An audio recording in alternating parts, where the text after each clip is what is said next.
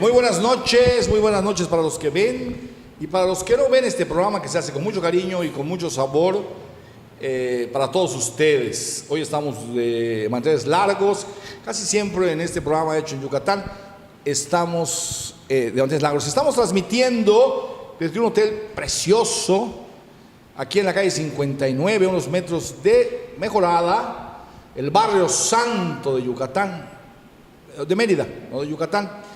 Mérida es sucesora de una ciudad maya que se llamó Ixcancigó, que es como decir los 5 cerros. Y los 5 cerros era el que está frente al donde está el Olimpo, frente a la catedral. Ese se llamaba Bacuncham. Y aquí había 4.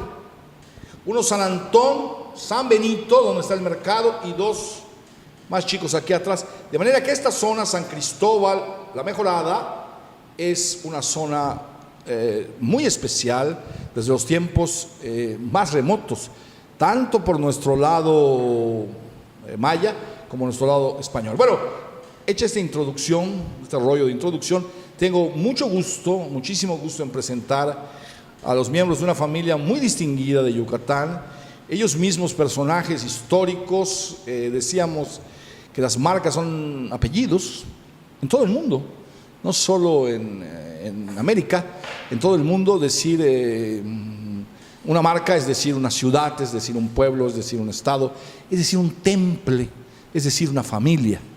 Y hoy tengo el gusto de presentar a los señores Charruf, de segunda generación de este lado, tercera de este.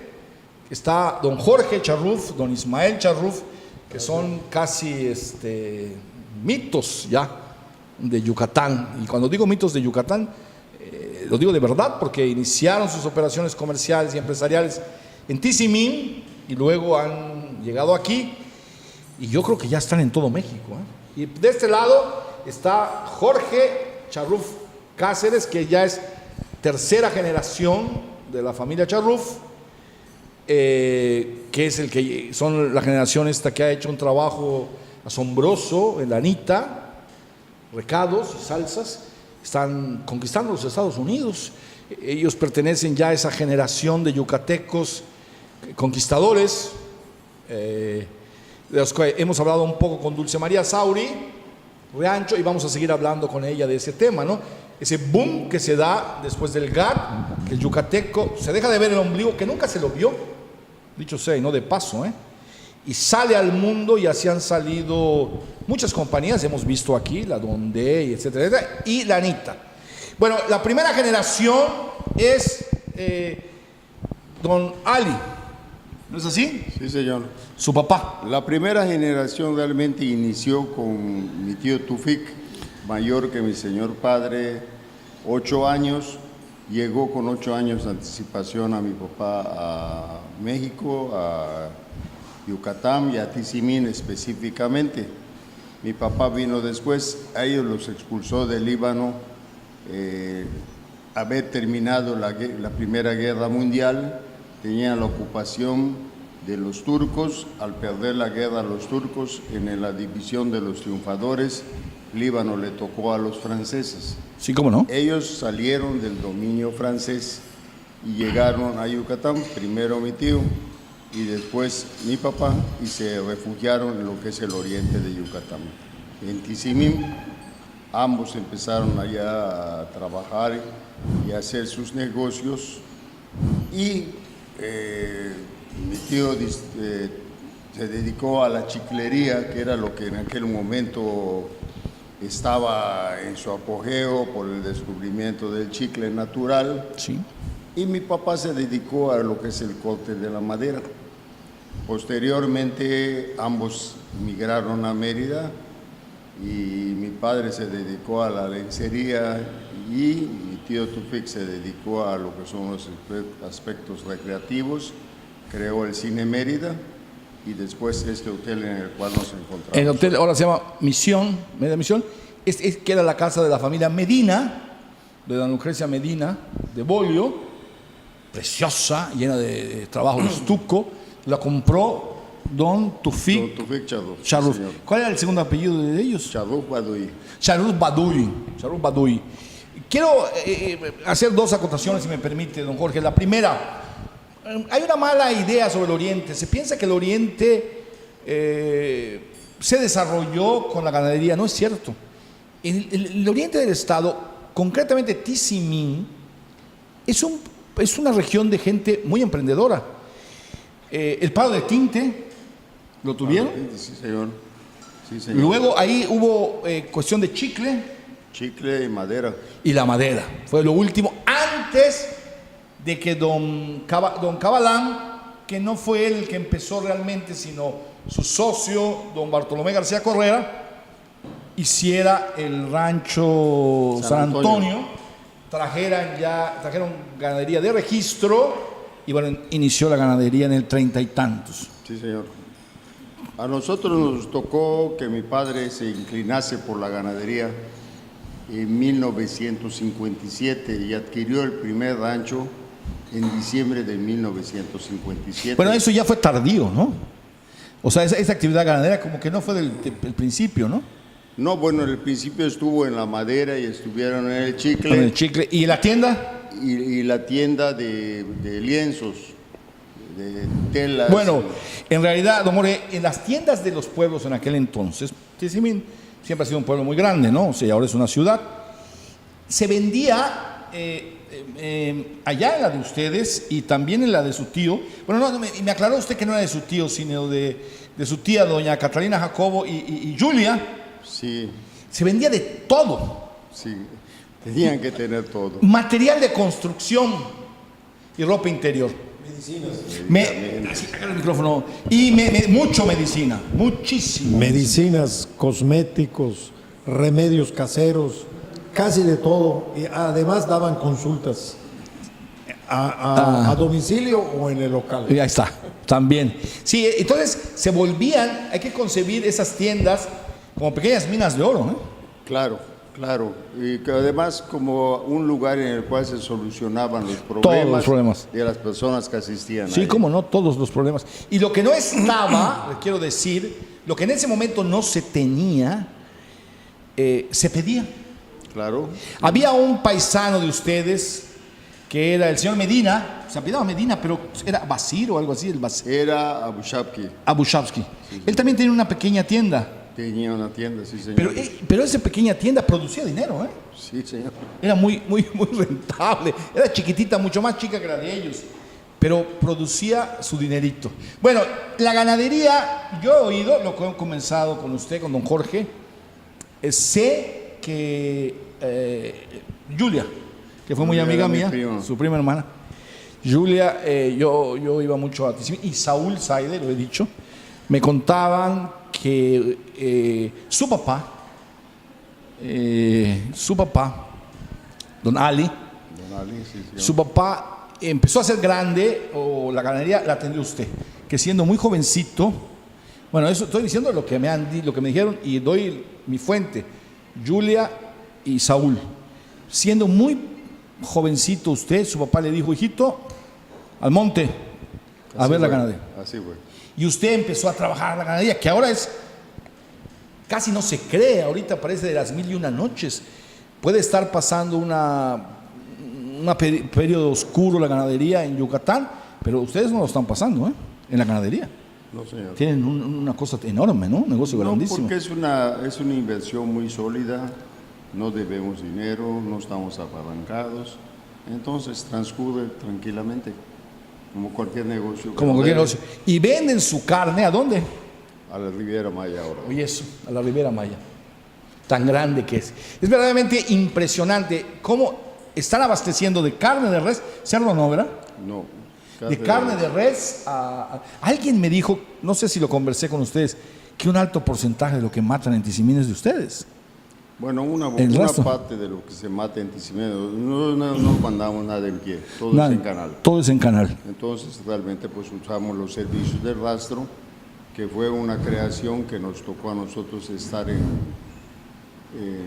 la fase de la construcción, muy motivados por el gobernador de entonces, don Víctor Cervera Pacheco. Ajá.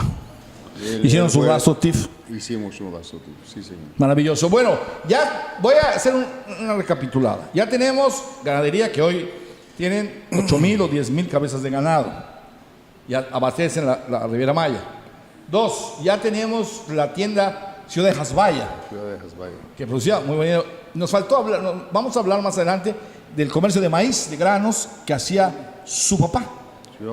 Más la madera, etcétera, antes de venir a Mérida y fundar aquí también una famosísima lencería con aquel secretario de su papá, Ataratala.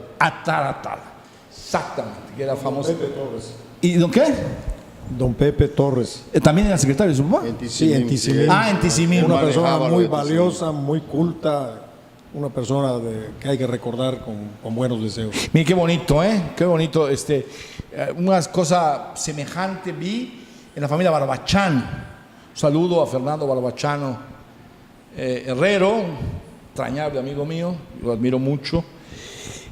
Él siempre da su lugar a los viejos colaboradores de su papá y de su abuelo, y siempre habla de ellos en los términos más cálidos, como acabas de hablar.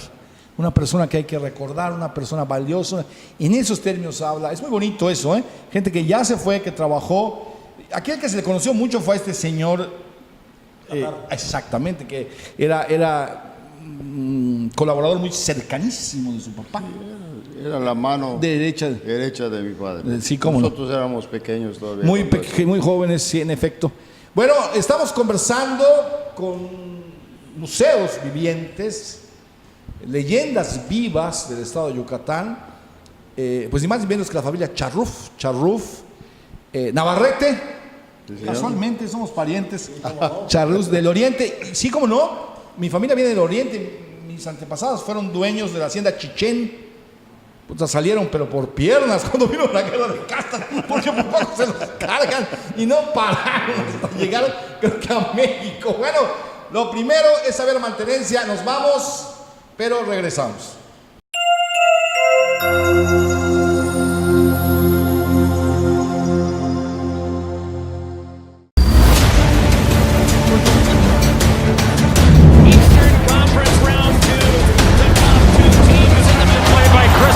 The speed through the middle of the ice. Kessel able to hold to the outside with it now. Bennett on the cross.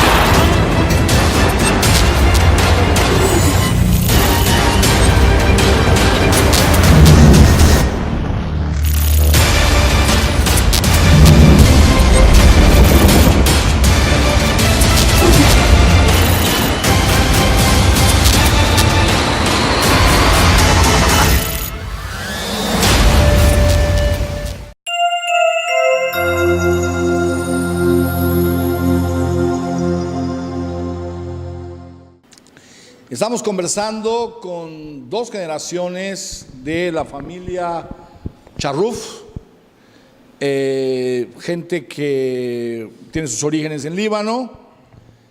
El papá de los señores Charruf Navarrete, Don Ali, junto con su hermano Tufik, vinieron de Hasbaya, Líbano, y se establecieron en el Oriente, y ya llegaron, bueno, hace muchos años, ¿no? Vinieron a Mérida.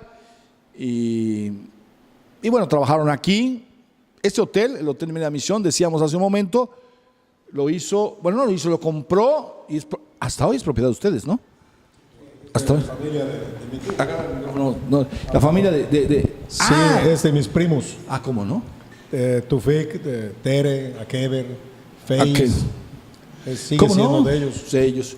Lo tienen rentado a la cadena. Con todo y el estacionamiento este enorme. El estacionamiento es de ellos en lo personal. De ellos en lo personal. O sea, ellos lo operan, Lo operan. por lo que entiendo, ¿no? Porque es enorme Sí, el estacionamiento. sí. No, y lo más emblemático de mi tío Tufik es que hizo el cine Mérida, No, cómo no. que fue la catedral ¿Cómo del no? celuloide. Claro. Así se le conocía, ¿no? Sí. Debes de recordarlo. Sí, cómo no, claro que Y sí. ahorita pues nos hicieron... El más grande, el más ambicioso de todos Nos los hicieron la distinción a todos los meridanos de ponerle el nombre de Armando Manzanero, que es un héroe para nosotros. Sí. Pero bueno, muchos de nosotros seguimos refiriéndonos a esa gran instalación como el Cine Mérida. El Cine Mérida, y va a ser siempre. Armando Manzanero, pues es la catedral de la música yucateca, amén de otros como Guti Cárdenas, Ricardo Palmerín, Rosado Vega, etcétera, etcétera. Ayer tuvimos el gusto de estar en la toma de posición ¿De la qué? Canacintra. Canacintra. Canacintra, en el Museo de la Música De la canción yucateca. Que no es menor cosa. La música yucateca está reconocida en el mundo entero. Adoro se ha cantado en todos los idiomas, con orquestas sinfónicas de las mejores, etcétera, etcétera. En la cena del Palacio de Buckingham al presidente Peña Nieto, la orquesta real del Palacio tocó Somos Novios. Y esta tarde Villover no le pide nada a nadie. Yo, algunas personas se ofendieron porque le pusieron a Armando Manzanero al cine. Es un caso único, recuerdo a Jorge Álvarez que escribió, es un caso único, con todo respeto para el maestro Manzanero, que es un orgullo de nosotros, bueno, es una cosa extraordinaria, que empezó aquí su carrera, es decir, él no estudió en ningún lado, ni mucho menos, triunfó en la Ciudad de México, pero bueno, es una poca ciudad en el mundo que cambia el nombre de un teatro hoy en día, que tiene el nombre de la ciudad por el nombre de un compositor.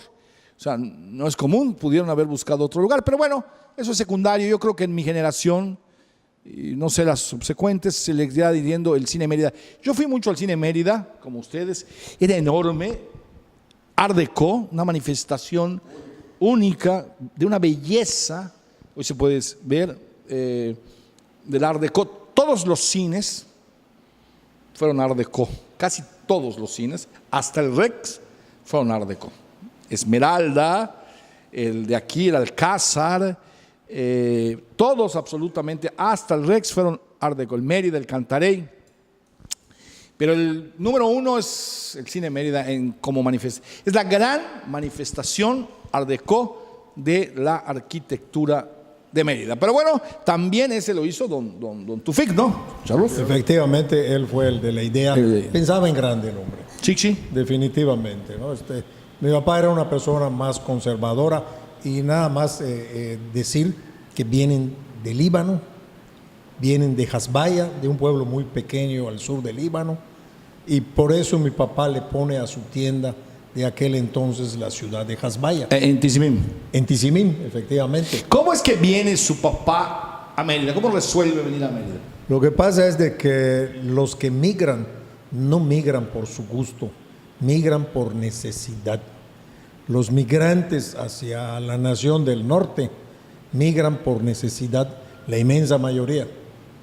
Si estás bien en tu tierra no te vas, pero si hay hambre en tu tierra sí te vas, buscando nuevos horizontes, buscando una mejor vida, buscando mandarle dinero. Digo, ¿cómo migra de Tizimín a Mérida? ¿Cómo da ese brinco? Bueno, yo estaba pensando sí, ¿cómo vinieron del Líbano a América, a las Américas. Bueno, porque tenían mejores horizontes en la ciudad de Mérida para poder crecer. Porque esta gente, pues obviamente era gente que ahorraba. Tenían el hábito del ahorro y el hábito del trabajo. El trabajo que la única forma de realizarlo era con reinversión, cosa que muchas veces se le olvida a la mayoría de los empresarios. Gastan lo que no han producido y eso hace que se fracase. No olvidemos que de 10 empresas, de repente 7 cierran. 9. O 8. Dice o 9. La estadística. Porque esa estadística es cierta. Sí, ¿no? Claro. No es inventada. Los mexicanos no tenemos noción del ahorro, ¿eh? Hay que ir a ver a los bancos y preguntar. No tenemos la... Yucatán tiene un poco más. Pero no tenemos la... Bueno, porque los yucatecos, pues en definitiva, somos distintos al resto de la República. Bueno, conocimos, ¿qué fomenta mucho el ahorro en algunos países, sobre todo en los europeos? Los inviernos, la crudeza de los inviernos. Pero bueno, nosotros que hemos vivido épocas de oro, donde hubo mucho dinero, se hicieron estas casas maravillosas, se hizo de esta ciudad un museo, pues, y luego vivimos pobreza terrible, cuando el Enequén se deprimió, pues entonces estamos como que somos más temerosos, más cuidadosos, salvo algunas excepciones, ¿no? De gente que bota la lana. Es que tenemos otra cultura distinta al resto del país. El norte, por ejemplo, son gente muy trabajadora, muy emprendedora y el centro del país, pues no tenemos mucho que ver con ellos hasta pues ya entrado el siglo XX, ¿no? Gracias a la no comunicación, pues creamos aquí una cultura diferente. En buena hora, no digo que sea malo lo que... Era tanto, siempre lo hemos dicho en este programa, lo vamos a recordar hoy, que había gente de nuestros abuelos, conocía Nueva Orleans, conocía Nueva York, conocían París, pero se murieron sin conocer la Ciudad de México. Pues tenían razón porque no había mucho que ver en la Ciudad de México. Entonces la gente que podía viajaba a Cuba, viajaba a Nueva Orleans o se iba a Francia. Así de fácil, y estas casas se hicieron con muchas cosas que venían de Bélgica, de Francia, de Italia. Entonces creamos otra cultura. Y decía Fernando Espejo, con toda la razón del mundo, que los yucatecos somos distintos. Y le preguntaban por qué somos distintos, porque somos distinguidos. Sí, completamente, no nos unió. Las naciones se hacen con la fuerza de las bayonetas, no con la naturaleza de los pueblos. A nosotros nos insertó la colonia dentro de este relajo. Hace poco, y lo publiqué en mi página, hablaba yo de dos personajes, brevemente lo voy a decir, históricos, excepcionales, pero que le dan mala fama a Yucatán. Son dos seres excepcionales, don Lorenzo de Zavala y don Justo Sierra. Don Lorenzo de Zavala fue miembro del Congreso Constituyente, estuvo en las Cortes de Cádiz, gobernador del Estado de México, redactor de la Constitución, la primera, independiente, pero se fue a Texas, fue vicepresidente de la República de Texas y estuvo del lado de los tejanos y luego de los gringos que se agandallaron pues todo ese territorio maravilloso y riquísimo que es Texas y et al y los alrededores. Entonces en México decir Lorenzo de Zavala es decir traidor. Don Justo Sierra, un hombre excepcional, el papá, don Justo Sierra Orrelli. Bueno, don Lorenzo Zavala fue sanjuanista y además introdujo el periodismo en Yucatán. La primera imprenta llegó en 1813. Don Justo Sierra fue un hombre excepcional, hizo el primer Código Civil de la República, hizo una ley marítima extraordinaria, es el padre de la novela histórica en México y fundador de la generación del 41, o sea, de la literatura en Yucatán, digamos. Pero en la Guerra de Castas en el 47, que además los Estados Unidos nos intervinieron y llegaron allá hasta Chapultepec, don Justo va a los Estados Unidos y pretende vender Yucatán a los norteamericanos para que le hagan una pinza a nuestros hermanos los huaches. Resultado, no nos compraron, gracias a Dios. Don Justo no tuvo el mismo lugar que Santana y pues seguimos, bueno, a lo mejor nos iba mejor con los Estados Unidos. Pero bueno, don Justo pues también es un hombre de traidor, es un hombre visto como un traidor por mucha gente de México. Son dos seres humanos pero cuando digo extraordinarios, son extraordinarios, no pasaron de los 40 años, hicieron todo esto entre los 20 y tantos y los 40 años. Bueno, así somos de diferentes. Lo primero es saber mantenencia, nos vamos y regresamos conversando con los hermanos Charruf Navarrete y con Jorge Charruf Cáceres, que es hijo de don Jorge. Bueno, y mencionando a su papá, don Ali Charruf Baduy, que vino de Hasbaya a enriquecer la vida de Yucatán.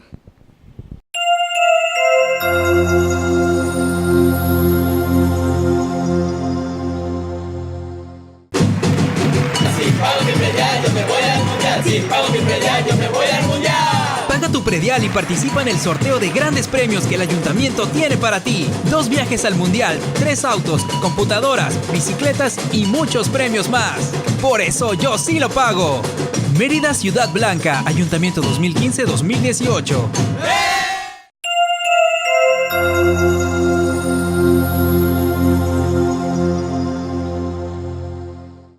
Estamos de regreso, Hotel Mérida Misión, en el barrio, que no es nada de barrio colonial, habría que decir, de la Mejorada, aquí en el oriente de la ciudad. El oriente creció, el poniente no. El poniente no, porque en Santa Catarina, lo que hoy es el Parque de la Paz, había una iglesia en el barrio de Santa Catarina, cayó una peste, y hasta la iglesia votaron, ¿no? Para que no cundiera por toda la ciudad, y ahí no creció, para nada. En cambio el Oriente sí creció, en todas las colonias bellísimas que hay, hasta el periférico, digamos, todas estas colonias maravillosas. Guadalís, precisamente, estábamos hablando de que el chicle lo llevaban a Belice, pues Belice es Belice, se hizo cuando conquistamos o reconquistamos Belice. Bueno, ¿cómo nos faltó la parte del maíz, ¿no? ¿Su papá era socio del Socorro o no? No, era proveedor de un señor que manejaba todos los granos casi en Yucatán. Se llamaba don José Socorro Rodríguez Lancero. Sí, ¿cómo no? Este señor era uno de los compradores de maíz de todos los que lo andaban acopiando en el Oriente. La industria fuerte en esa época, la que manejaba todo, era la industria enequenera. La industria enequenera, pues, era para producir enequén, no era agrícola. Entonces, el pueblo enequenero, que se cría esa industria, 3 o 4 meses del año dependía del maíz del Oriente. Eso es muy importante. Y había gentes que descubrieron esta necesidad y se dispusieron pues a subsanarla. Cuando venían las cosechas, se acopiaban en el Oriente, se fumigaban y se empezaban a trasladar a Mérida por el ferrocarril.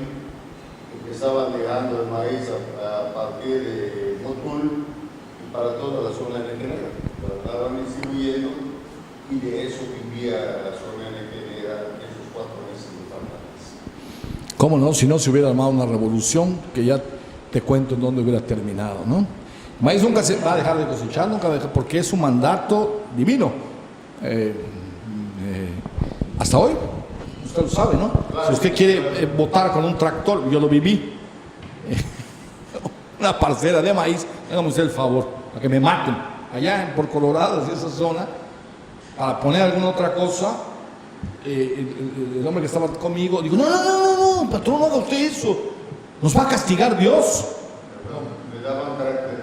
Le dan, eso me pasó en los 80s. No, pues no toco nada, si no me mata Dios, me matan estos. No, hasta luego, quítate el tractor y llévalo por otro lado. Bueno, ese ya era un gran grupo comercial que había hecho su papá. ¿Cuántos son los hermanos y hermanas? Sí, ¿cómo no? Bueno, aquí en Yucatán solo había 2. Había uno en Venezuela y uno en... Ah, sí, yo publiqué una fotografía de los 4, pero en Líbano. Se encontró, exacto, sí, todos en Líbano. No digo los hermanos de usted y sus hermanos. Nosotros somos 5 hombres y 2 mujeres, de los cuales 2 hombres ya son fallecidos. ¿Quién? Ali y Namén. Ah, sí. Los dos muy respetables, el licenciado Ali Charruf, papá de los Charruf Álvarez, ¿verdad? Sus primos, exactamente, y un gran abogado. Y Namén, que era un tipazo, gran deportista, karateca, ¿no? Era mandarín en caos. Y era un hombre muy alto, muy grandote, ¿verdad? Fornido. Era dramático. El caso de Namén es un caso que personalmente es más grande que yo, pero yo conversaba que íbamos a la escuela juntos. O sea, vaya, él estaría en 4, yo estaría en primero, luego estaría en 5, yo estaría en segundo. Bueno, nos conocimos ahí en el edificio central de la UADY. Era un hombre muy fuerte, muy grandote y contador público, como yo. Y como Sor Juana, porque cuando me dicen contador público, ¿sí? ¿De qué te asustas? Sor Juana Inés era contadora, Enrique Sureña era contador, Vasconcelos era abogado, pero también llevaba contabilidad. Namén tuvo una enfermedad dramática, esclerosis múltiple, ¿no?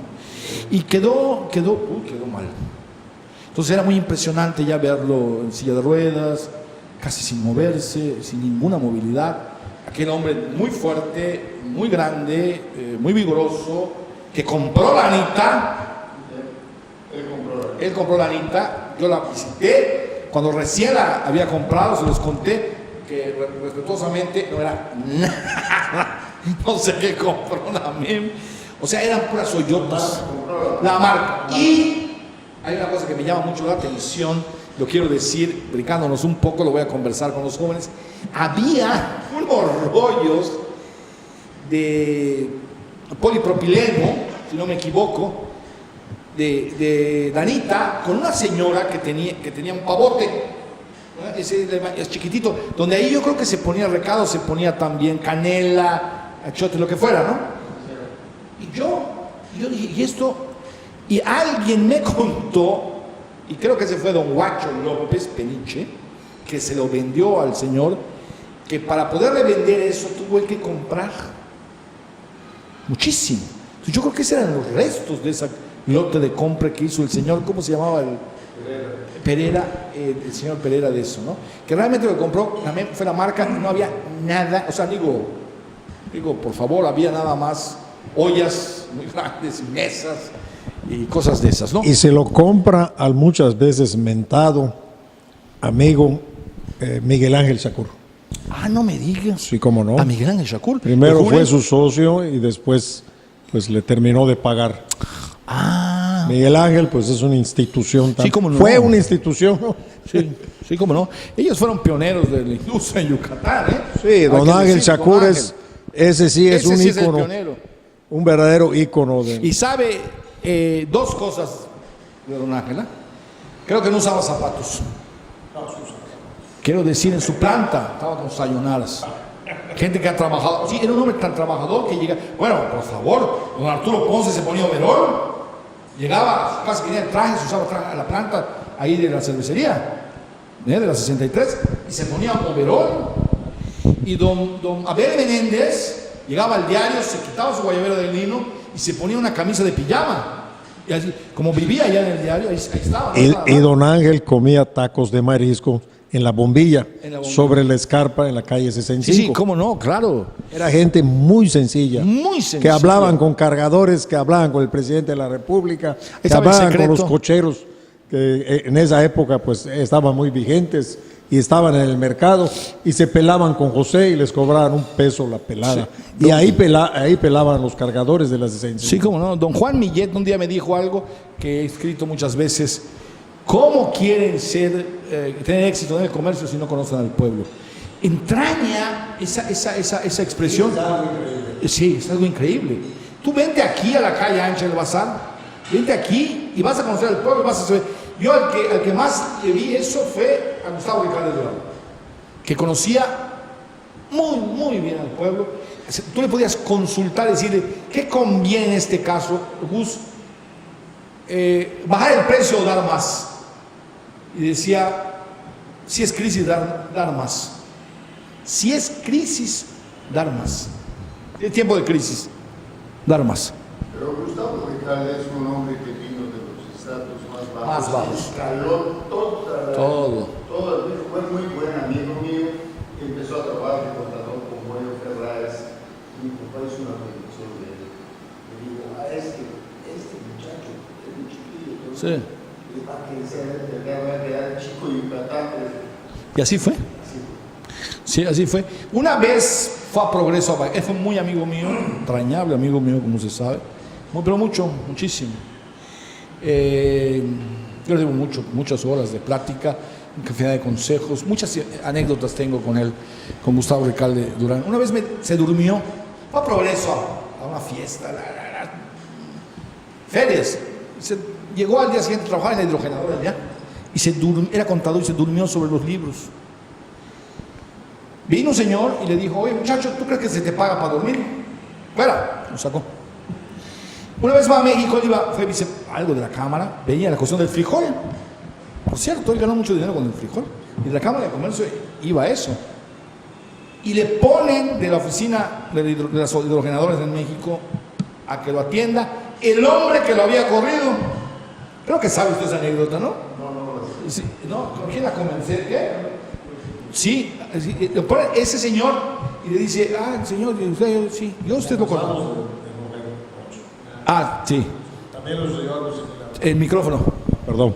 ¿A Rogel? No, sí, a Rogel le sucedió algo similar después de Gilberto. Ajá. Pero bueno. sí, cómo no. Robert era una persona muy especial, Sí, cómo no. un gran amigo y 10 un, años. Bueno, sí, y 10 un años. gran conversador. Sí, cómo no. Le pasó con un delegado. Decía alguien que había que hacerle caso porque había quebrado 2 uniones de crédito y una salinera. Entonces él sabía lo que hacía. No quebró la salinera. No llegó a tanto.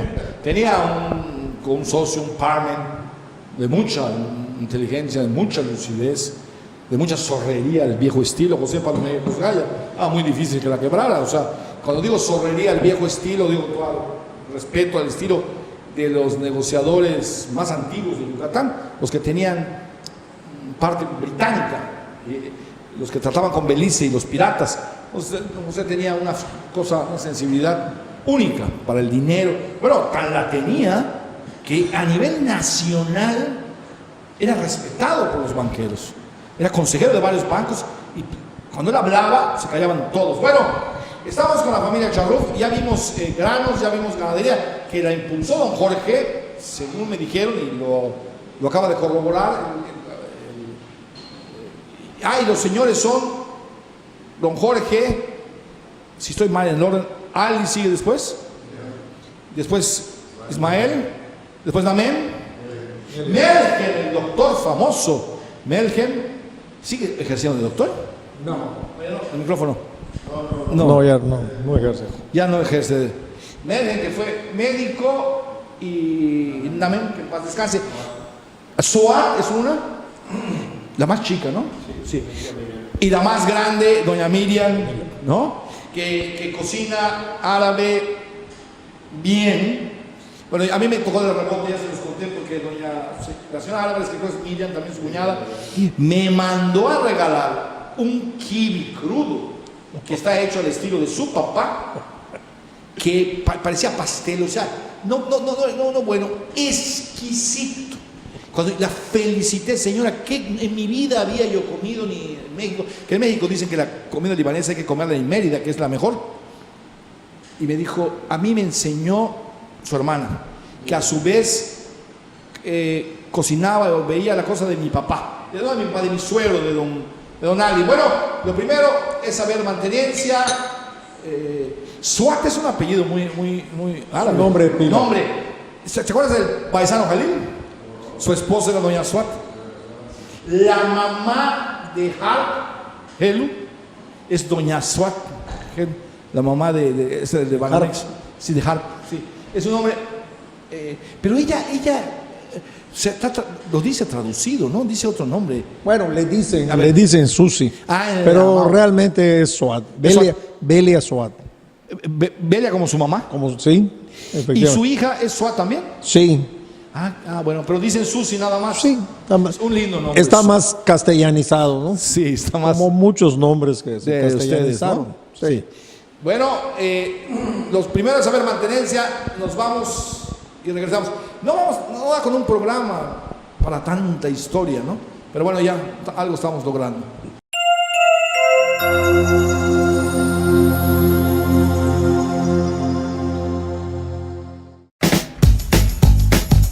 En tus reuniones, con los amigos o en cualquier ocasión. Nuevas tortillitas Doña Aida, recién saliditas del horno. Encuéntralas en tu tienda favorita.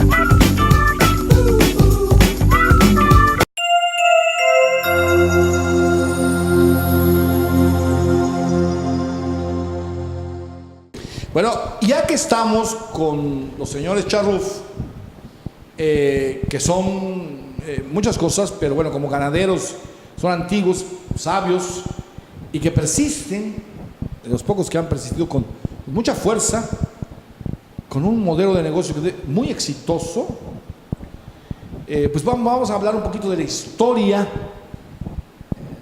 de los últimos 50 años, bueno, quizá desde siempre, ¿no? O sea, si me corrigen si estoy mal. La ganadería en el estado de Yucatán, en la península, realmente proviene de los españoles. Y nuestro estado por excelencia es ganadero. Es muy raro, yo diría que no existe ningún municipio del estado de Yucatán donde no haya ganadería. Uno de los problemas que nos topamos, bueno, problemas entre comillas, ¿no?, que nos topamos cuando nos tocó participar en la exitosísima campaña de brucela y tuberculosis, que somos un estado de avanzada en el país, no solamente en el sureste, porque tenemos un estatus sanitario mucho mayor que los demás estados del Golfo y de buena parte de la República.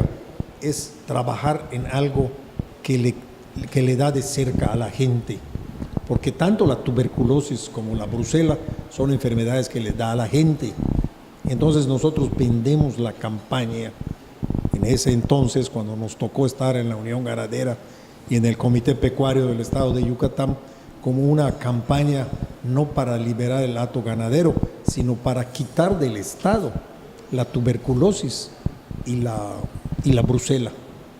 El primer mundo no es por decreto, sino por acciones muy concretas que hagan vivir mejor a la gente, ¿no? Y se logró. Es una campaña que viene, de hecho, desde la primera época de don Víctor Cervera y Javier Medina, estando él en el comité. Él fue el que empezó a trabajar con eso. Y a nosotros nos toca en la época de Patricio hacer una muy, muy buena labor, sin modestia de ninguna parte, y se logró ese estatus sanitario, ¿no? Otro de los ejes del éxito de la ganadería que tenemos en los estados es el rastro TIF. Hoy día es el único rastro TIF que existe en la península y en buena parte de los estados. Ese es un punto muy interesante. Y voy a esto. Ustedes ven a la Ribera Maya. Exacto. Todo el que quiera abastecer de carne de res a la Ribera Maya, el lugar natural de donde debe salir es de Tizimín, que además está cerca y en segundo lugar tiene este rastro TIF. No la van a traer de Villahermosa, digo. Pues es el único. No, el de Villahermosa quebró. Ándale. Un rastro gigantesco que en su época de gloria mataba 1.400 reses diarias. ¿Cuántos matan aquí en Tizimín? Aquí en Tizimín matamos 2.000 al mes. O sea, matamos 22.000 reses al año. Claro, mucho ganado semiterminado se va en jaulas a otros estados, a corrales de engorda. Pero ese servicio que tenemos... ¿Y por qué se van a otros estados a corrales de engorda? Por mercado, por cuestiones de mercado. ¿Pero por qué? ¿Qué lo dicta? ¿Por qué lo dicta? ¿Y vienen aquí y compran de otro estado se lo llevan pies de cría o no? Se lo llevan a corrales de engorda. Destetes. Animales medio semiterminados. Semiterminados. Se van a corrales de engorda, ahí se terminan y luego los procesan y salen al mercado. El rastro TIF de Tizimín es un fenómeno muy interesante. Primero, que se haya logrado, como dices, y segundo, esa oportunidad que da de surtir ese barril sin fondo que es la Ribera Maya, ¿no? Efectivamente, la Ribera Maya, lo que mande uno se va a consumir. Pero a la ganadería yucateca son los dos ejes que le dan importancia, ¿no? La campaña de brucela y tuberculosis, que no es cosa menor, y además de ser una cosa que le sirve a la sociedad, es una herramienta de comercialización. Porque si quieres vender a Japón, tienes que tener rastro TIF y tu zona tiene que estar en un estatus sanitario satisfactorio en cuanto a brucela y tuberculosis. No puedo dejar de preguntar, aunque es anecdótico, es una pincelada de color más que otra cosa. Se dice en el mundo entero que, dicen los vegetarianos, que uno de los problemas de matar a los animales con descargas eléctricas es que liberan una cantidad de toxinas. Bueno, yo no sé si eso es verdad, ni me parece muy importante. Entonces los japoneses tienen el ganado Kobe, ¿no? Pero bueno, yo voy aquí a la Recoba, que creo que hay Kobe, o lo he visto, no sé si hay siempre, o voy a México, o voy a Cancún, a cualquier restaurante argentino, si voy al Cambalache o ¿cómo se llama este otro? Puerto Madero, Kobe, 1.200 pesos. Son reses crecidas con música de Beethoven, acariciadas, aborbachadas. Esto es por el cuento, ¿no? Es por el mercado. No sé en otros lados, ¿no?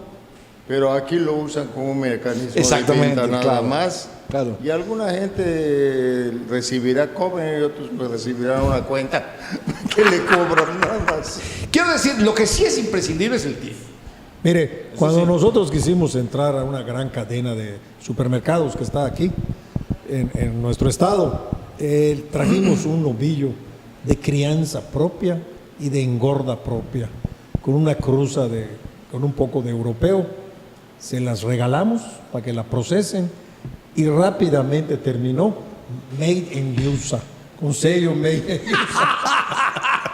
Entonces, pues en esto de la comercialización, Sí, pues sí. hay muchos cuentos Había- y muchas historias. Sí, ¿no? había un restaurante, no voy a decir el nombre, ya cerró, no creo que haya cerrado por eso. Estaba creo que en un tercer piso, cuando te pedías ¿qué corte? Te traía una bandeja con unas banderitas, ¿no? Me denuncia, Yusa, me den esto, me den esto, me den esto. Y precisamente creo que fue Dulce la que estábamos comiendo allá y me dijo, mira, yo no sé, pero la que se hace aquí en Tizimín es igual que esta, yo no siento, ella es gobernadora. No, Fue Gonzalo, gobernadora. y quiero decirte una cosa. La matanza del rastro TIF está normada, está regulada por la normas Secretaría internacionales. de Agricultura y Ganadería. Entonces todo hay que hacerlo con esa normativa. Sí, ¿cómo no? No es el rastro de Mérida, que es un lunar mugroso dentro de esta gran ciudad. Sí, ¿cómo no? Es el único punto negro que tiene la ciudad de Mérida, su rastro, ¿no? Creo que sí se ha mejorado, pero definitivamente está dentro de la ciudad. Y eso ya no puede ser, ¿no? Sí, ¿cómo no? Coincido. También me gustaría aumentarle a esto, ¿no? Que nosotros tenemos un vigilante que da la comisión de rastros TIF. Es normalmente un americano, depende de un americano que nos califica. Entonces eso le da un rango. Sí, importante sí, a la ¿cómo no? producción. A la producción. Yo quisiera tratar esto, que me parece fundamental. Nadie mejor que los señores Charruf para hablarnos de esto. A grosso modo, la ganadería en el oriente la funda don Kaudama Kari Tayún. Antes ya había algunas tentativas importantes. Bartolomé García Correa era el dueño de San Antonio. Don Álvaro Domínguez Peón trajo por avión, en los 30 también, poco antes de don Cabalán, ganado de Inglaterra, porque él había estudiado 9 o 11 años en Inglaterra, y él decía, lo que ustedes han hecho realidad, el futuro es la ganadería. Y bueno, eso no pegó, trajo una raza que les dije ahorita, no sé cuál, una raza En europea. Inglaterra se habrá muerto todo ese ganado. Sí, En sí, los por siguientes supuesto. 3 meses. O sea, esos tenían fecha de muerte. Sí, claro, fecha no de caducidad de muerte. No, Bueno, Gonzalo, perdona. Sí. Quería yo agregarte una cosa. El rastro TIF del oriente del estado, el TIF es la primera calificación sanitaria y luego el rastro de Tizimín, específicamente del oriente, está ya en una etapa para la clasificación Hazard, que es otra clasificación para que el rastro esté en condiciones de mandar carne a Alemania o a Japón caray. o a los Estados Unidos o a donde Eso está sea. bien. ¿Por qué? Porque mientras más certificados tengas de calidad Más en puedes- tu proceso, mejor vas. Uchis. Entonces, pues, ¿Y sabes dónde compra? Ustedes saben dónde compra Japón, ¿verdad? Gran parte de la producción, Argentina. Imagínense ustedes de dónde arranca. Yo supongo que lo llevan a Chile y en Chile no embarcan para Japón. bueno, Desde luego. Argentina tiene la ventaja de ser un productor de carne de zona templada, a excepción de una pequeña franja al norte de Argentina, que ya puede entrar en subtropical, todo lo demás es zona templada. Entonces, en zona templada se dan las razas europeas, que obviamente es mejor carne que la raza cebuina, que es la que nosotros tenemos que criar por condiciones climáticas. Bueno, pero volviendo, se crea así, vive en un momento de auge, de como estábamos hablando, cuando todos los cordeleros reciben su lana y se van a la ganadería. Pero se van a fomentar la ganadería. Sí, cómo no. Porque la ganadería era muy rústica. Ya no tanto con los Macari, Bueno, ¿no? con excepción de Rancho San Antonio y de algunos otros, los Alamilla, los Aguiar, mi papá, que ya tenían sus ranchos, ya los trabajaban. Vienen los coldereros. Bien puestos los porteros, bien puesto el Efectivamente. riego, bien puesto, no el riego, No había existía. el temporal, pero adecuadamente. Adecuadamente, Sí, sí. como no, ya lo teníamos muy bien. Y, espérate, luego Viene un boom maravilloso en los 80, me parece, 70, 80, antes de que se abran las fronteras. Y Efectivamente. luego una quebradera espantosa. Bueno, es que el presidente Salinas tuvo la puntada de abrir unilateralmente el mercado de la carne de res y dársela a los gringos como cebo para que se firmase el Tratado de Libre Comercio. Y eso obviamente nos hizo competir ya no con Escárcega, ya no con Villahermosa, ya no con Veracruz, sino con Nebraska y con todos los estados productores. ¿Por qué? Y luego sale todo el mundo, algunos abandonan sus ranchos, es impresionante. Vi un poquito de eso, ustedes lo vieron mucho. Crece la hierba y abandono de todo el trabajo. Pero, como el cuento de Tito Monterroso, cuando despertó, el dinosaurio estaba ahí. ¿Ustedes siguen ahí? A ver, ¿por qué? No, Jorge, ¿por qué? 50 y tantos va usted, ven todo este auge, ven luego esta crisis terrible y siguen ustedes allá con 8,000 o 10,000 cabezas de ganado. Si me permites. Sí, ¿cómo no? Permíteme. Lo que pasa es que la ganadería no es solamente un negocio. La ganadería es una forma de vida. ¿Cómo no? Es una cultura. Eso en primer lugar. Los que hemos estado en la ganadería, pues toda nuestra vida activa, porque Jorge tiene 55 años, yo tengo 49 o 50, yo digo que si volviese a nacer en las condiciones que esté el mercado, volvería a ser ganadero. Eso no tiene remedio, porque no es solamente un negocio, es una forma de vida. Y los yucatecos tenemos en la sangre la ganadería, y lo podemos ver en todos los municipios del estado, con la fiesta de toros. Entonces, pues lo traemos desde que los españoles lo trajeron. Mucha gente que también la trae, y la trae de 12 generaciones anteriores, como ustedes, los Aguilar y todos estos. Sí, cómo no. Pero sí. ellos no pudieron brincar este obstáculo. Lo que pasa es que cuando no se tiene una visión de largo plazo, pues por lo general van desapareciendo las actividades. Crece la familia, pero no crece el negocio. Entonces, ¿qué va a pasar con ese negocio? Pues se van a volver negocitos. Y en esta competencia... Bueno, los Macari mismos ya salieron por piernas de allá. Tal vez te podría yo decir algo que va, creo yo, más encaminado a responderte esa pregunta. Sin lugar a dudas, cualquier crisis, cualquier anomalía es una gran catástrofe, pero también es una apertura de excelentes ventanas de oportunidad. Si alguien puede observarlas, puede definirlas, puede colocarse en ellas, ayuda mucho. Y cuando vimos que la gente salió huyendo de la actividad, creímos que era el momento de reforzarse mejor. Y así fue. Y en ese momento, nosotros, lejos de vender y salirnos del programa, recogimos todos los recursos que teníamos en todos lados y compramos lo que se podía comprar y lo que nos podía gustar. Y eso, en ese momento, se fortaleció mejor nuestra posición. Oigan esto, todos los que trabajan en los negocios, esto es sabiduría pura. Bueno, por la gracia de Dios, no lo dice un libro, lo dice un hombre. Los grandes bolseros del país ganan dinero cuando hay crisis. Claro. Por último, antes de irnos, que ya nos vamos, quisiera, don Jorge, en pocas palabras, defina a su papá, don Ali. Era un hombre de una manera distinta. Canalla. De una manera distinta. Yo me he puesto muchas veces en su zapato y nunca hubiera iniciado la aventura que él hizo de venir sin $1 en la bolsa, sin conocer el idioma y con 18 años y en las condiciones que están hoy. Hoy a lo mejor con mi tarjeta de crédito, con mis dólares en la bolsa y con muchos años menos, no lo iniciaría. Era de mucho valor, distinto. ¿Cómo definirías a tu papá? Era un hombre muy humano.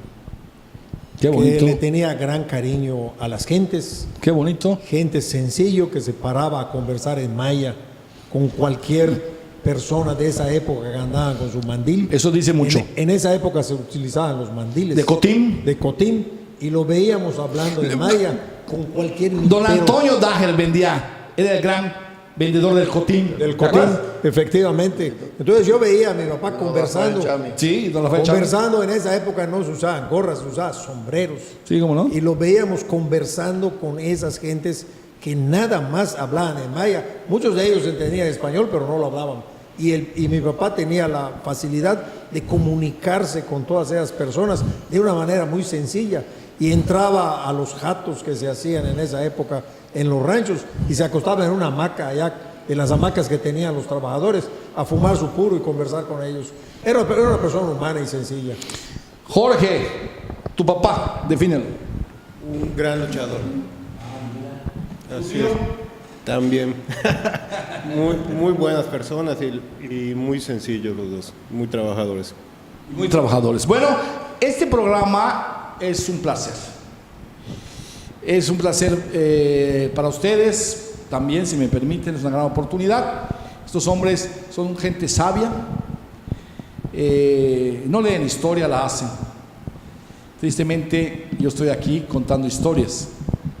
Ellos están haciendo la historia que yo cuento. Muchas gracias, se los agradezco de todo corazón, ha sido una experiencia maravillosa. Vamos a hacer la próxima semana un programa con Jorge y su primo Samir, ya de el otro brinco que da la familia, que es espectacular. Si este es espectacular, pues desde luego, porque vinieron con mucho sacrificio. Está fácil decir que tan jovencito te manden a un rancho, cuando todos tus amigos están ya con noviecitas y con relajos, ¿no? O sea, yo le digo eso a uno de mis hijos y me dice, papá, estás loco. Pero antes los hijos obedecían a sus padres, ¿eh? No que ahora los padres tenemos que obedecer a nuestros hijos. Vamos a hablar de Anita, que está a la conquista de los Estados Unidos y que verdaderamente es uno de los orgullos de Yucatán. Nel mezzo del cammino di nostra vita mi retrovai per una selva oscura, se finì che sia un pax la missione finì, di time is over, sciuppi, ¿quién es el Maya? Se acabó por hoy. Nos vemos la próxima semana.